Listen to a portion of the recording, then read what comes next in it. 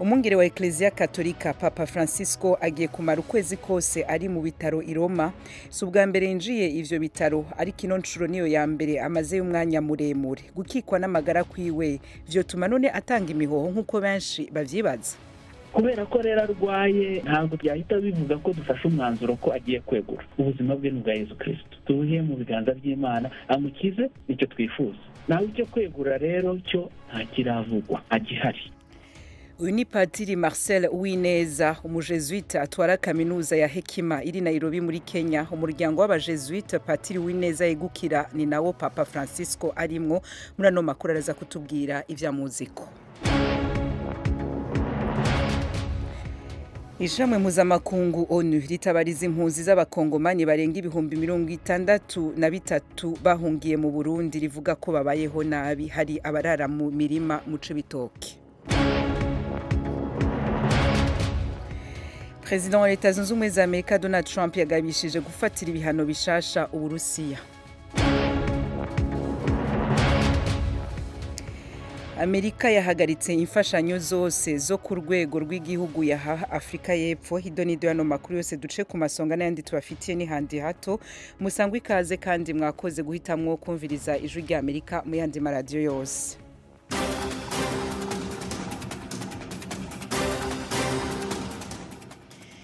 Reka makuru yacu tuyahera muri Leta Zunze Ubumwe za Amerika. President Donald Trump yagabishije gufatira ibihano bishasha Uburusiya. Ibindi kuri no nkuru na mugenzi wacu Fidel Niyongabo. Ivyo bihano birimwo ivyerekeye igisata c'amabanki. President Trump ariko agabisha gufata ivyo bihano kubera Uburusiya bubandanya gukora ibitero vy'amabombe muri Ukraine. Nigabisha rikomeye mu gihe President Trump ariko arondera guhagarika intambara hagati ya Ukraine n'Uburusiya. Kugabisha gufatira ibihano bishasha Uburusiya kubaye inyuma y'indwi zitari nke President Trump ashikiza amajambo yarafise intumbero yo gusubira kugirana imigenderanire myiza n'Uburusiya na President w'ico gihugu Vladimir Putin. President Trump yari yanatangaje ko yari yiteguriye gukuraho ibihano Amerika yafatiye Uburusiya. President Trump yatangaje ko afatiye ku vy'uko Uburusiya buriko bukora ibitero bikomeye muri Ukraine muri iki gihe, ariko yiyumvira gufatira Uburusiya ibihano bikomeye cyane mu gisata c'amabanki n'amatagisi akomeye gushika amasezerano yo guhagarika ingwano n'amasezerano ya nyuma y'amahoro apfunditswe. Yabishikirije mu butumwa ku rubuga rwiwe Truth Social. Yatangaje ko Ukraine n'Uburusiya bitegerezwa guhura mu biganiro mu misi ya vuba.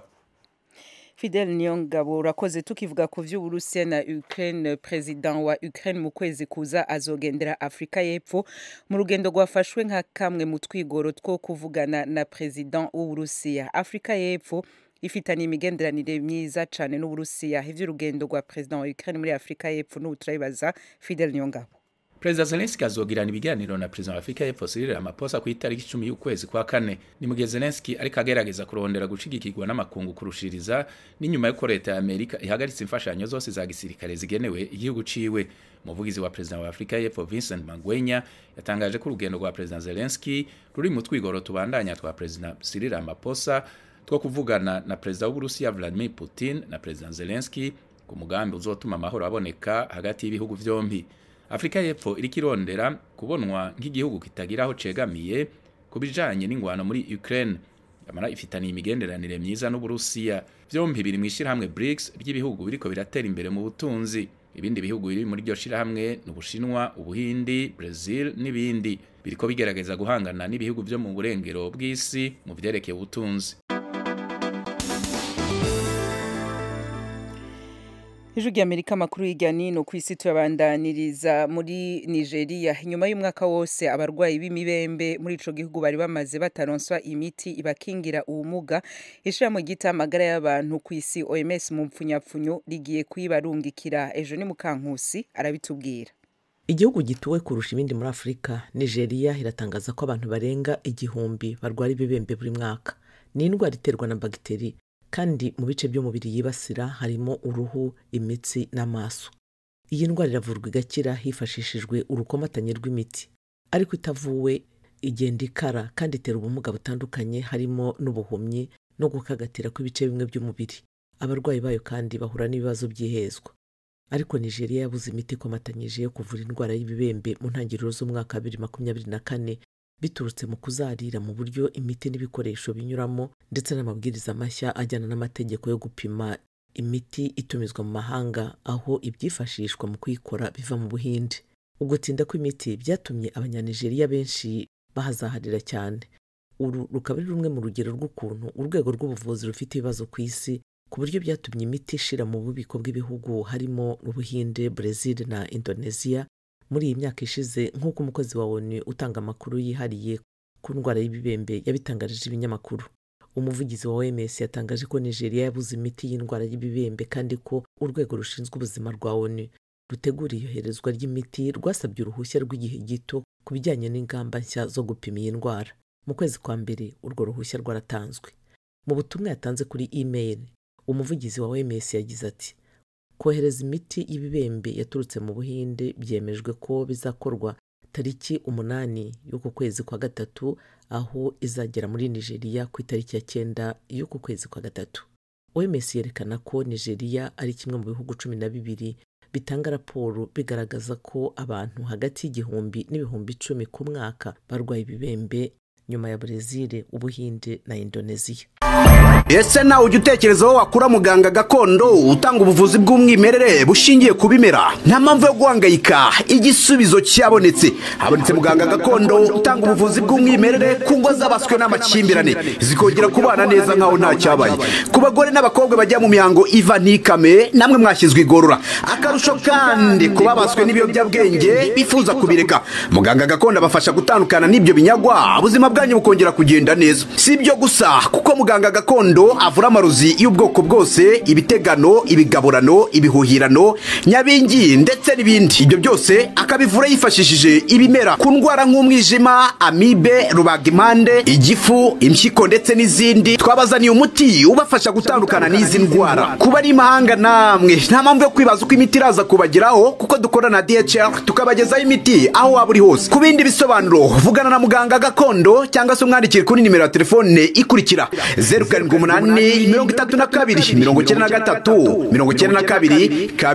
Erega hamagara nicyo gishoro ufite gikomeye di. Ita ku magara yawe hatuteyatakaza. Barakoze bagenzi bacu. Ejo ni Mukankusi hamwe na Fidel Nyongabo baduteguriye amakuru y'ijya nino ku isi. Ayo meje kumva n'ayandi mushaka kongera kuyasanga kuri wezi 3 akaburungu radio yacu VOA akaburungu.com, adresse ya YouTube yacu, Instagram, Facebook na X ni VOA radio yacu. Mukanya tuja mu karere k'ibiyaga binini vya Afrika.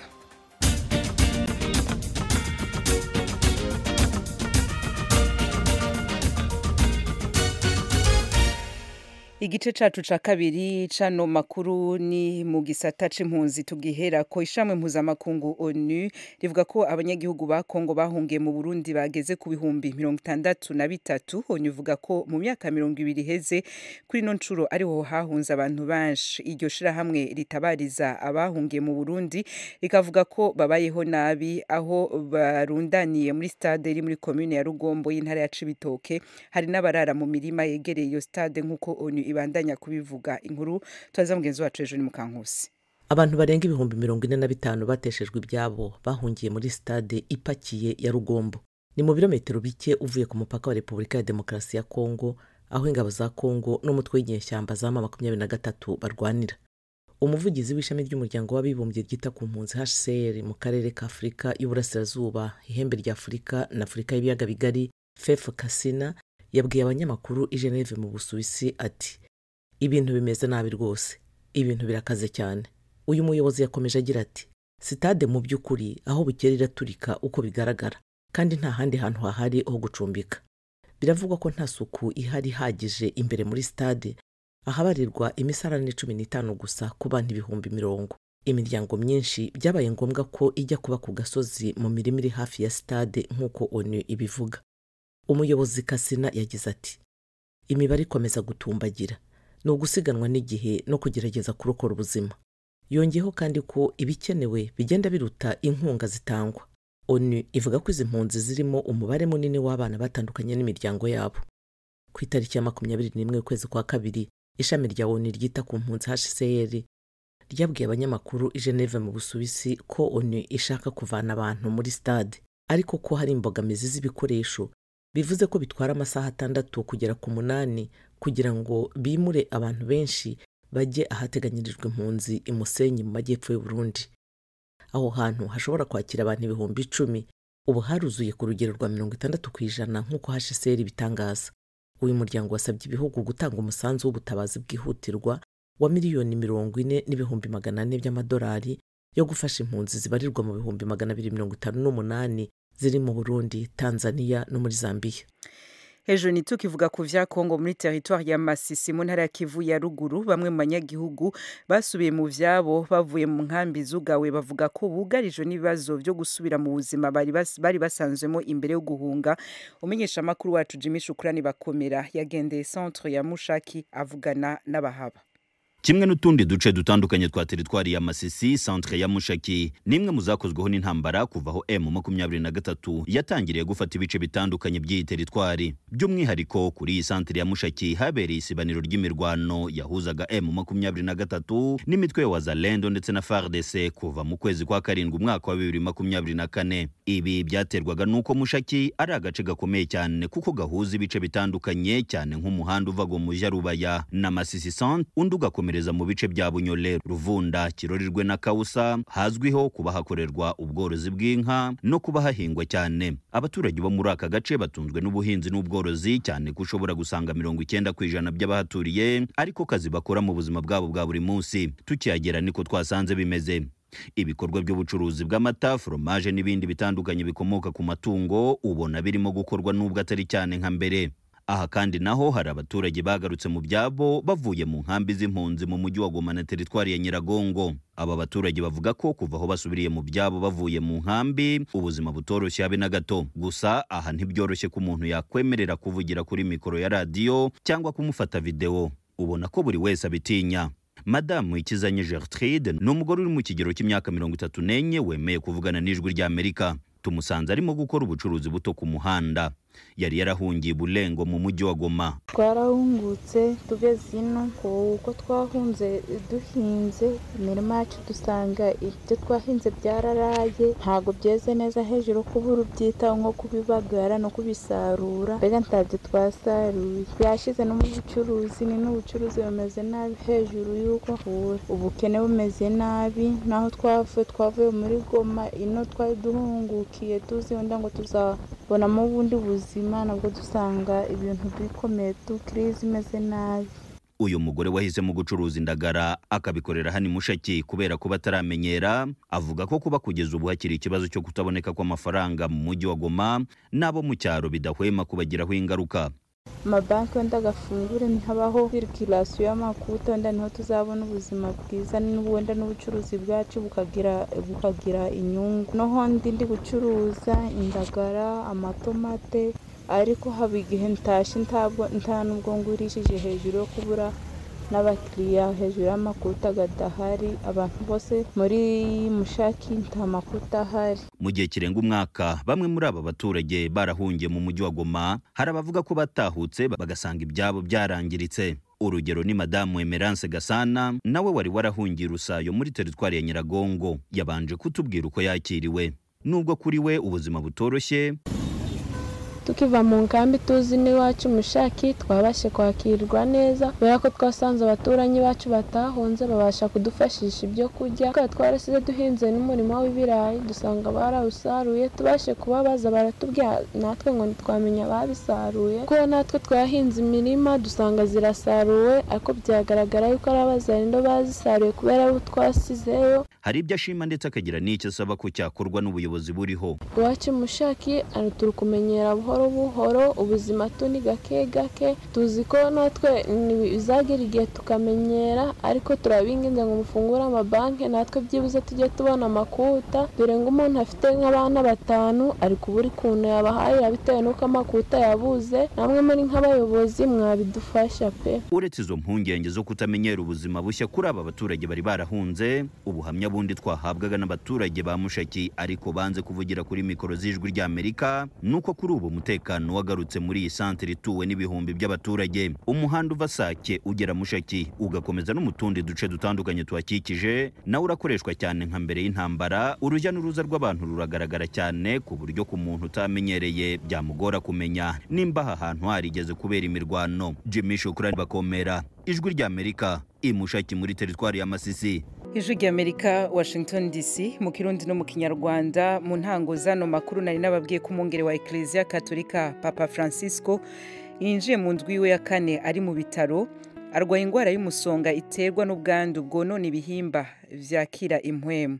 Zimwe mu ngaruka z'iyo ndwara zirimo gukorora, kuribwa umubiri wose, kudahema neza no kudatondeka ivyumviro neza. Ku nshuro ya mbere yasohoye ubutumwa bwo gushimira ababandanya kumusabira, yavuze mu rurimi kavukire rwiwe rw'Ikiespanyol.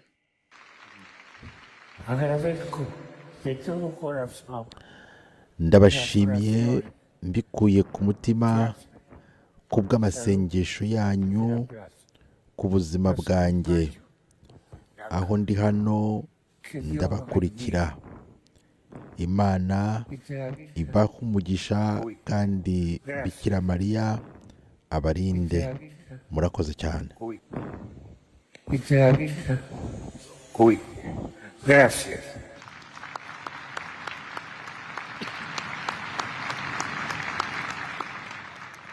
Murumva rero yuko ijwi rya Papa Francisco ryarimwo udutege duke cane. Vatikano yavuze ko Papa ataroroherwa, abandanya guhema yifashishije ivyuma n'umwuka wo mu bitaro oxygene mu Gifaransa. Mu kiganiro nagiranye na Patiri Marcel Uwineza, umujesuite atwara kaminuza ya Hekima iri Nairobi muri Kenya, namubajije niba hari icizere c'uko Papa azotora Kamitende vuba.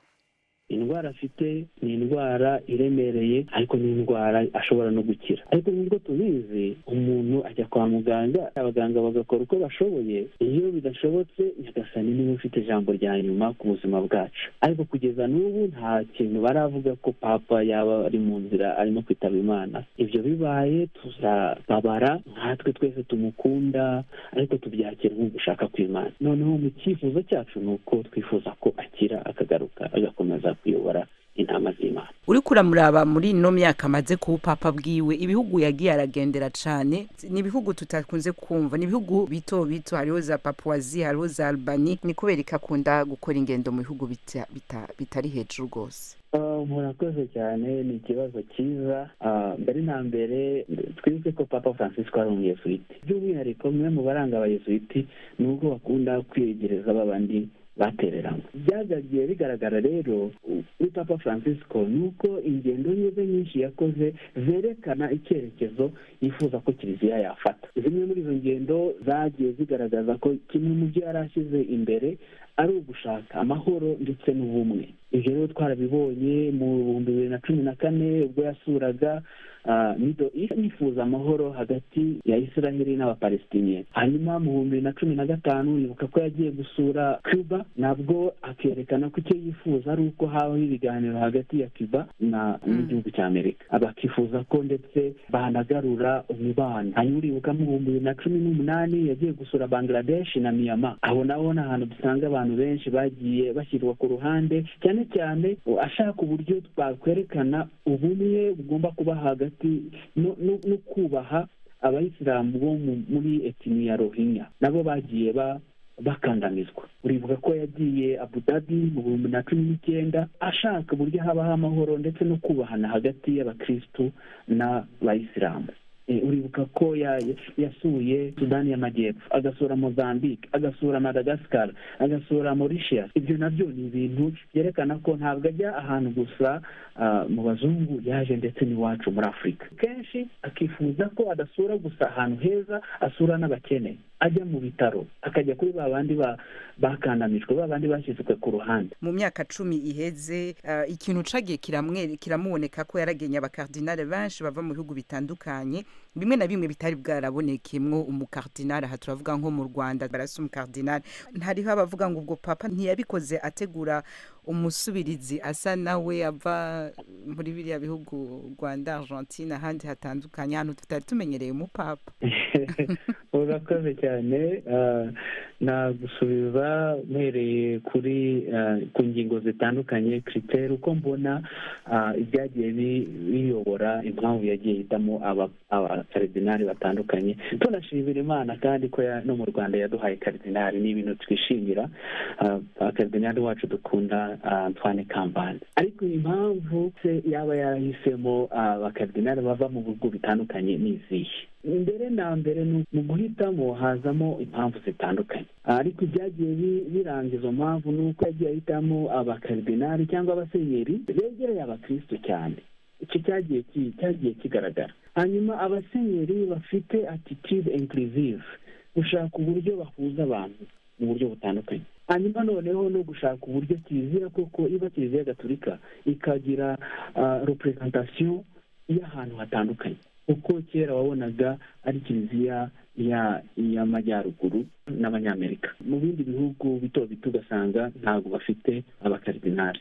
Donc tubona ko yashaka abakardinali bo muri Afurika, bo muri Aziya, muri Amerika y'Epfo. Ibyo rero bikerekana ko ari kiliziya y'umubiri wose, aho amajwi yose y'imigabane y'isi ashobora kumva, ndetse n'imico yose yo mu isi igashobora kumva. Harakoze rero Patiri Marcel Uwineza ho muryango w'abajesuite. Umuryango w'abajesuite ni nawo Papa Francisco akomokamwo. Ikiganiro cyose nagiranye na Patiri Uwineza atwara Universite Kima y'i Nairobi muri Kenya, mushaka kugisanga kuri wezi 3 akaburungu radio yacu VOA akaburungu.com, muja ahanditse muri isanga, mugisanga kuri muri isanga yuno wa gatanu. Aka kazi kimurakamenyereye iyo mukumvise tuba tugeze ku makuru avugwa muri Leta Zunze Ubumwe za Amerika no hanze. Donald Trump, president wa Amerika, uno munsi yatangaje ko Amerika ihagaritse imfashanyo zose zo ku rwego rw'igihugu yaha Afrika y'Epfo. Mu butumwa yashize ku rubuga rwiwe kuri uno wa gatanu, President Trump yavuze ko abarimyi n'aborozi bose bo muri Afrika y'Epfo bashaka guhunga ico gihugu ku mpamvu z'umutekano bemerewe kuza muri Amerika, kandi ko kuronka ubwene gihugu kuri bo bizoca vyihutishwa cane. Imfashanyo Amerika yahaye Afrika y'Epfo mwaka uheze yari miliyoni 323 n'ibihumbi 400 madolari ya Amerika. Iyo ngingo ivuze iki none kuri Afrika y'Epfo? Mugenzi wacu Fidel Niyongabo aka kabazo kari mutwe yabajije Jean Butoke, umurundi akurikirana ivyerekeye politiki ari mu gihugu ca Afrika y'Epfo.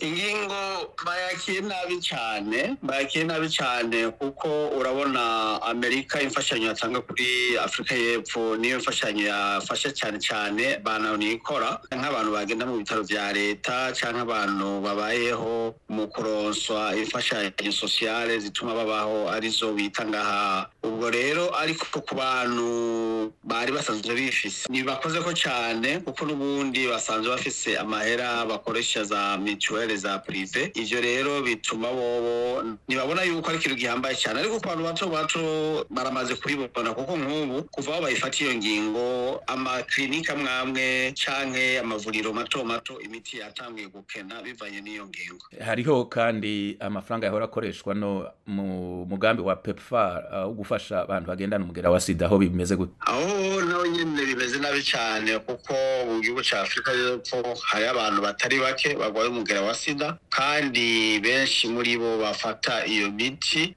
ya sida muri South Africa yari isanzwe itangweho ku buntu. Ariko ivyo bize vyunyunye ivyo biyasanzwe, kuko biboneka yuko umengo misi ya vuba iyo miti yavitangura kuboneka uko abantu bayirihiye amafaranga. Umuntu aravye nk'uko ivyo bitegera bishikirizwa na leta ya Amerika mu mwaka urangiye, Amerika yahaye miliyoni 323 n'ibihumbi 400 y'amadolari Afrika y'Epfo. Mubona ayo mafaranga yari menshi canke amafaranga arenze Afrika y'Epfo irashobora kwiyungunganya ukundi igasubiriza amafaranga atazoba abonetse? Ubona abategetsi babivuga ngwi n'amafaranga menshi, ariko abategetsi ba South Africa bo bariko berekana yuko batangiye kugira canke kuzana iyindi migambi yotuma basubirizaho ayo mafaranga bahora baronka muri Amerika. Ariko ico tuzi n'ico tubona ku banyagihugu bo hasi bato ni ibintu bitoroshe. Abantu benshi mu bana aho nikora bariho bahora baronka amaserivisi kuri gusa canke ingingo zimwe canke n'ibintu byakorwa na leta, bahora bazironka izo serivisi kuri gusa bivaye nuko hari abantu batanga izo mfashanyo. Ariko nk'ubu ko izo mfashanyo zihagaritswe, benshi harimo n'impunzi, kuko impunzi nyinshi bakizivuza ku bitaro vya leta canke bagenda ku maserivisi ya leta benshi bagiye gukorwako n'iyo ngingo kuko na buryo bafise bwo kuvuga ati bashobora kwitura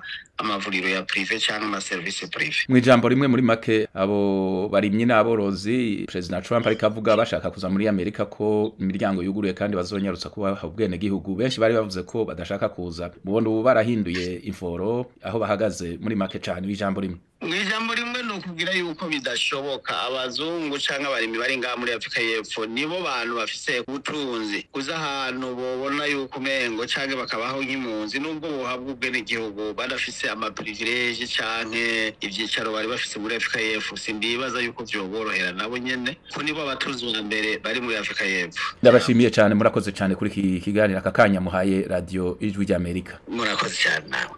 Urakoze nawe we Fidel Niyongabo. Kuva rero intambara y'Uburusiya na Ukraine itangura, Uburusiya bumaze kwigarurira n'imiburiburi ibice 20% vy'ubutaka bwa Ukraine.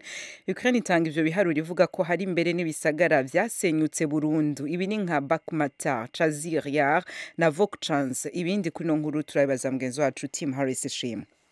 Abategetsi bo mu bihugu by'ubumwe bw'Uburayi bahuriye i Buruseli mu Bubiligi kuri uyu wa kane bavuga ko bagiye kongera ingengo y'imari yo gushyigikira Ukraine nyuma y'uko imfashanyo iki gihugu cyahabwaga na Amerika yabaye ihagaritswe. Mu myaka 3 ishize umujyi wa Mariupol wari utuwe n'abaturage bagera kuri 1.5 miliyoni ubu warimbuwe n'ingabo z'Abarusiya kandi na n'ubu nibo bawugenzura. Yevhen Tvoz yabaga muri uyu mujyi wa Mariupol mbere y'intambara ari n'umukinnyi ukomeye mu byo gukirana wari uzwi cyane muri uyu mujyi uri ku nyanja. Mariupol wari umujyi mwiza ariko wabaye amatongo gusa. Perezida Vladimir Zelensky avuga ko leta itavanye amaboko kuri Mariupol. Mu ijambo yagejeje ku gihugu mu mpera z'umwaka yagize ati ntitugomba kureka ibyacu kandi ntabwo twibagiwe abaturage bacu bafashweho ingwate ndetse nubwo bibabaje ariko tuzakomeza kurwanirira buri muntu wese ukiri hariya. Ubu Uburusiya bwatangiye kongera kubaka bundi bushya umujyi wa Mariupol kandi mu bice bimwe na bimwe byawo bigaragaramo inyubako nini. Amazu yaratuwemo n'abaturage yasimbuwe n'amazu manini arimo nahenze ashobora kugurishwa. Abaturage benshi ariko bumva barirukanywe iwabo nk'uko byagaragaye ku mashusho yashyizwe ku mbuga nkoranyambaga.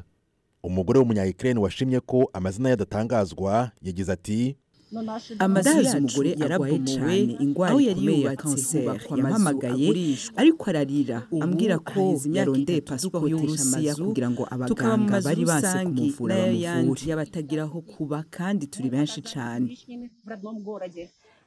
Ingabo z'Uburusiya kandi zafashe umujyi wa Melitopol uri mu karere ka Zaporizhia nyuma gato yo gutera Ukraine. Umuturage wari uhatuye witwa Olha Leontiva avuga ko kuva icyo gihe abaturage baho bahoraga bafite ubwoba. Abagumye ahafashwe n'Uburusiya bari bizera ko bazoca barekurwa. None ubu iyo mvuganye na bamwe muri bo bumvikana nk'abafise ukwizera ariko baratinya kugira ico babivugako. Bibaza ko telefone nyinshi zabo zumvirizwa babayeho mu bwoba. Abanya-Ukraine bari mu miji yafashwe n'Uburusiya bose ubu bategetswe gushaka pasiporo y'Uburusiya. Bitabaye ibyo ntibashobora guhabwa ubufasha mu buvuzi cyangwa kugura imiti muri farumasi. Ndazi umugore agwaye cyane ingwara ikomeye ya kanseri yampamagaye ariko ararira ambwira ko yarondeye pasiporo y'Uburusiya kugira ngo abaganga bari banse kumuvura bamuvure. Kugeza ubu amashuri yo mu duce twafashwe n'Uburusiya arimo guhatira abanyeshuri kwiga Ikirusiya hagamijwe ko abana bibagirwa ko ari abanya-Ukraine. Ibi bisobanurwa na Svetlana Van Bentem, umwarimu muri kaminuza ya Oxford, akaba umushakashatsi ndetse n'umunyamategeko wigisha iby'amategeko arebana n'amakimbirane.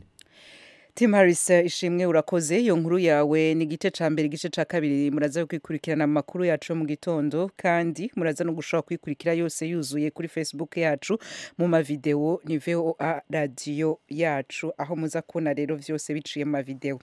No kuri iyo nkuru y'Uburusiya na Ukraine duce dusozera amakuru yacu y'uno mugoroba. Reka nshimire mwebwe mwari muduteze amatwi mwakoze kumviriza Ijwi ry'Amerika kuri micro aha muri studio ya 5 mwari kumwe na Diana Ninahazwe mwinga bw'ivyuma Nadia Taha hamwe na Engineer Rob McLean bari kumwe bakenuye Edi Rwema yaraduhagarikiye ekipe no mugoroba twese rero tubifurije kugira weekend nziza kwamaze kuyitangura aho utarira mubandanye kumererwa neza mumviriza ijwi rya Amerika mu ndimi zitandukanye dusamiranamwo na utaha